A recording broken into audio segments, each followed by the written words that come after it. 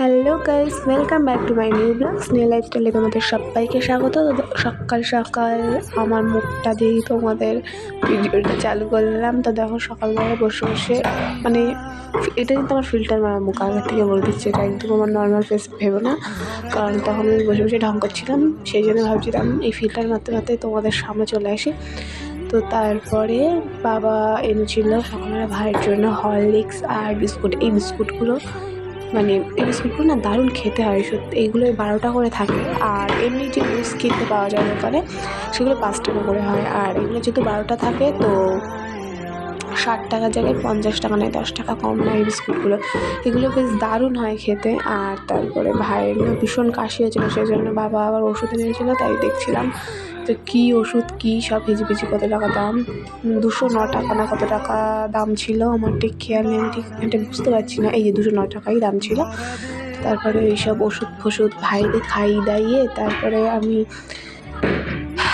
তখন একটু অসুবিধা হচ্ছে আওয়াজটা দিতে, কারণ উপরে আমাদের একটা ফার্স্ট ফ্লোরে, সেই জন্য ভয়েস রেকর্ডটা দিতে একটু প্রবলেম হচ্ছে। তারপরে সকালবেলা কিনেছিলাম ভাত না সরি, মুড়ি আর আলু ভাজা। তারপরে দুপুরবেলা খেলে চান করে দুপুরবেলা পেঁয়াজ কালি আর আলু ভাজা দিয়ে ভাত খেয়ে, আর ছিল ডিম।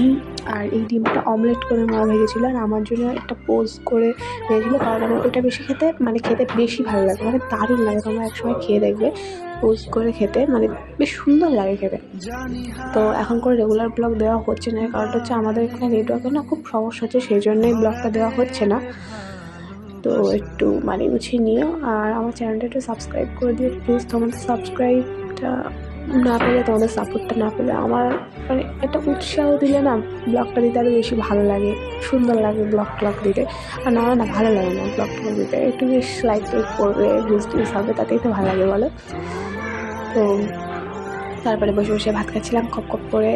ওই দেখো করে ডিম দিয়ে কুসুম দিয়ে দেখাচ্ছিলাম কীভাবে খেতে হয়, তোমাদেরও ভাত খাওয়া শিখিয়ে দিচ্ছি বুঝলে, তো কীভাবে খেতে হয়।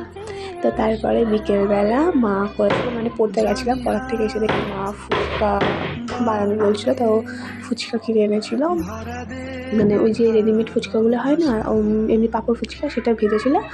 আর এখানে আলু মাখা করেছিল, দই ফুচকা বানাবে বলছিলো। তো বাড়িতে যেহেতু টক দইও ছিল আর চাটনি করেছিল, ঝুড়ি বাজারেরই শুধু অভাব ছিল, কিন্তু ফুচকাটা সত্যি বলছি দারুণ হয়েছিল, ফাটাফাটি হয়েছিল।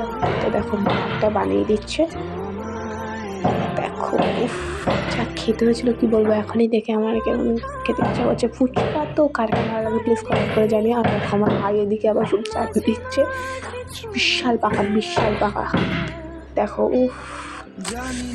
সেই মজা দারুণ মজাদার।